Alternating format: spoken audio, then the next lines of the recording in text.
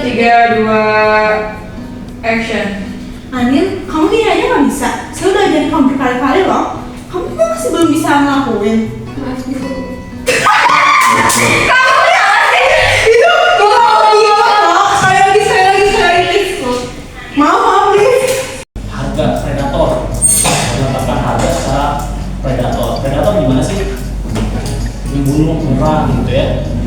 Kalau kalian mau jadi produsen, jual semurah-murahnya dengan kualitas yang relatif sama, mati nggak lama-lama produsen lagi.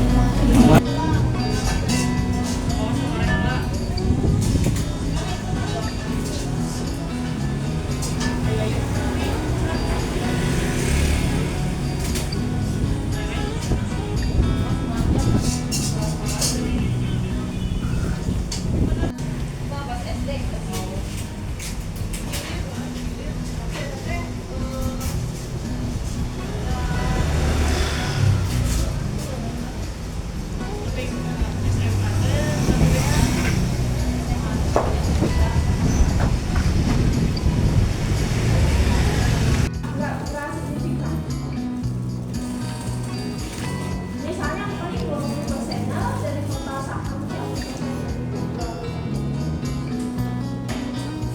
bayangkan kan soalnya kalau semuanya diperjualbelikan bebas ya. Nah, ada yang punya 50+1 berarti kan harus berkolaborasi ya biasanya.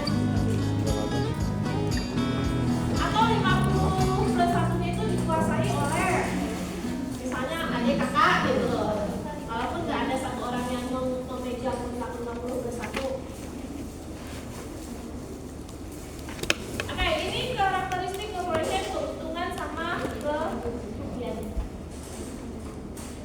Keuntungannya, ya, dia memiliki eksistensi hukum yang terpisah.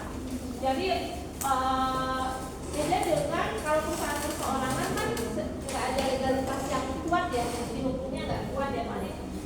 Dan kalau dia terjadi nanti ini akan berkaitan dengan kerugian. Dia memiliki eksistensi hukum secara kuat sebagai satu entitas dibanding yang perseorangan maupun persekutuan. Sehingga liability dari stockholdernya terbatas, tanggung jawab stockholder itu terbatas. Kalau perusahaannya bangkrut, si stockholder rugi hanya sebesar nilai investasinya. Kalau di sini, kalau perusahaannya bangkrut kemudian masih punya utang dan aset perusahaan tidak bisa menutupi utang perusahaan, maka aset pribadi owners bisa diambil. Gitu. Jadi tanggung jawabnya tidak terbatas.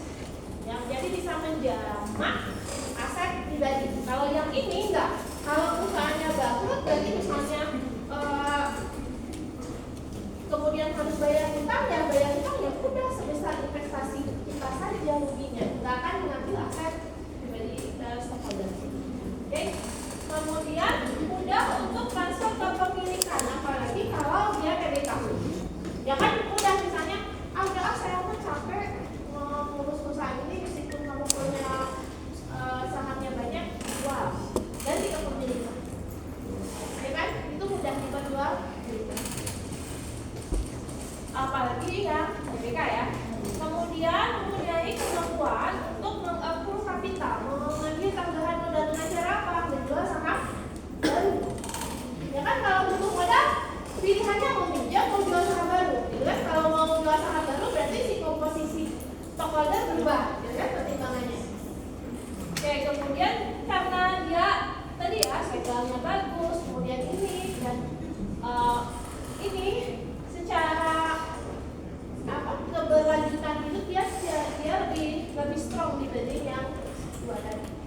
Nah, jadi dia continue life-nya lebih bagus dibanding yang perusahaan orang.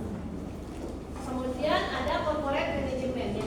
Dia lebih profesional corporate managementnya. Apakah corporate management harus dari owners? Enggak selalu harus. Boleh bisa owners perusahaan. Jadi bisa stockholder itu bisa kemudian dipilih menjadi CEO atau menjadi board of director, bisa juga memperkerjakan manajemen yang profesional. Jadi jangan duduk orang kaki nanti memutuskan dapat dividen yang gede gitu ya. Oke,